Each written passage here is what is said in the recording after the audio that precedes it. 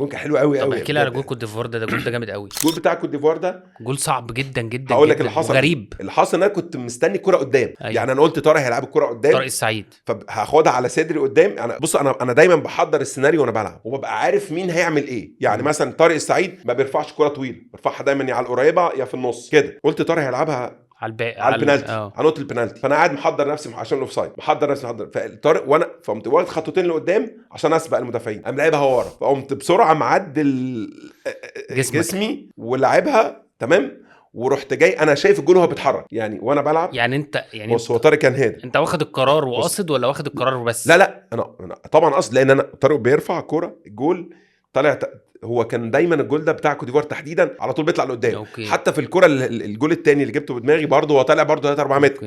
فانا عارف ان هو بيطلع بيخرج يعني، انا قريب من قبل من قبل الماتش يعني لما اتفرجت عليه المباراه اللي قبليها. فلما لعب طارق الكره جت ورايا قمت واخدها على صدري، قلت لو بص لو عملت اي حاجه تانية الكره هتضيع. فقمت واخد الكره معليها وبسرعه يعني حطيتها يعني حتى هتلاقي ما لعبتهاش جامده قوي. أيوة. لا ده انا لعبتها كده متوجهه بالظبط، متوجهه بس يعني مش شايطها جامد يعني. فكان فيها توفيق الحمد لله كبير، وكان يعني هدف من الاجوان الحلوه قوي قوي اللي انا سجلتها. هو يعني جول عالمي، وعشان كان في ماتشات منتخب اولمبي مش واخد الصيت قوي. ممكن صح. لكن ده لو جول في ماتش متشاف شويه، الجول ده كان علق مع الناس اكتر من كده بكتير، من احلى الاجوان يعني، من احلى الاجوان اللي شفتها. هو احنا مشكلتنا زمان ما كانش فيه سوشيال ميديا قوي يعني، فالحاجات ما كانتش بتنتشر، ولا كمان الكواليتي بتاعه التصوير كانت عاليه. فانت مثلا ممكن تجيب جون لو جه دلوقتي مثلا هيقولك عليه ده مارادونا اللي جاب الجون. فاهم؟ انا بتكلم جد. زمان الكواليتي ونقل الاهداف يعني. انا عايز اقول لك حاجه، انا عندي انا في جوان جبتها مش موجوده معايا، مش عندي اصلا. ما انا في جوان قعدت ادور عليها ما لقيتهاش. انا بقول لك مش موجوده عندي يعني. انا جايب اكتر من 100 جون.